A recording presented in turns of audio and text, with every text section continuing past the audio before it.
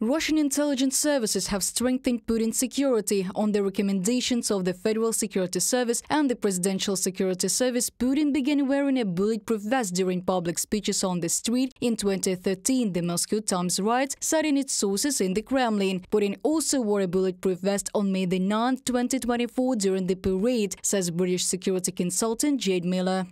Putin is observed to keep his overcoat fastened up high and is seen to be checking that it's closed, as so he is trying to ensure no one can see an undergarment. In my professional opinion, Putin is wearing some form of ballistic protection during his time attending the parade. Jade Miller, an independent British hostile environment and high-risk security consultant, in an interview with the Moscow Times.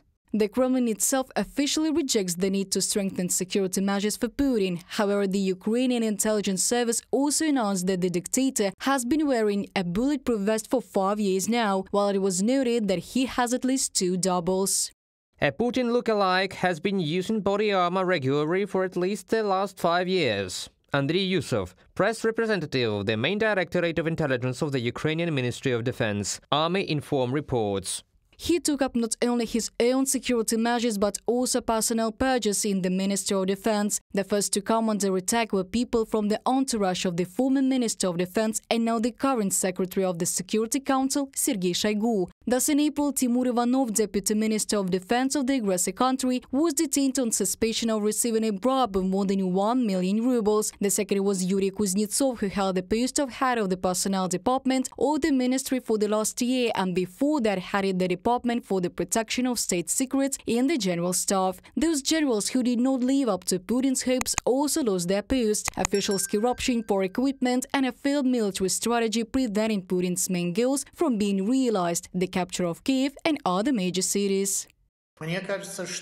It seems to me that we are seeing today can rather be explained otherwise, as preparation for a longer and more efficient operation of the entire machine, which provides the military with everything they need. And in this sense, it seems to me that Putin is quite happy with how the operation is going and is planning actions not for the coming months, but for years to come. Therefore, the bloc that did not work very effectively and which is essentially responsible for supplying the army and providing it with everything necessary is being seriously modified. At the same time, Putin appointing ex-Minister of Defense, Secretary of the Security Council Sergei Shoigu as coordinator for the development of the military-industrial complex, which in turn suggests that a patch in the Ministry of Defense does not mean that the department will become less corrupt. Most likely, Putin will give these bodies to someone who, in his opinion, will manage them better. That is, he will take them according to rank and understand that one must be more careful in enriching oneself from the army in a warring country, experts emphasize.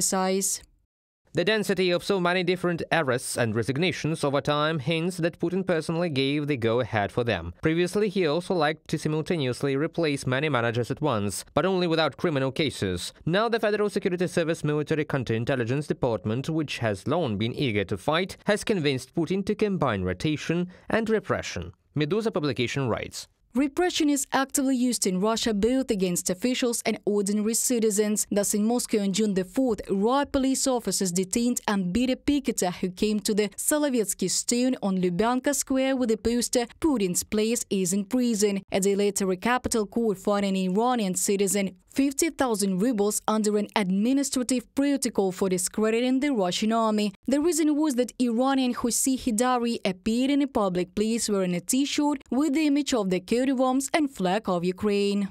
Reported by Diana Kolesnik, Yulia Granovska, UATV News.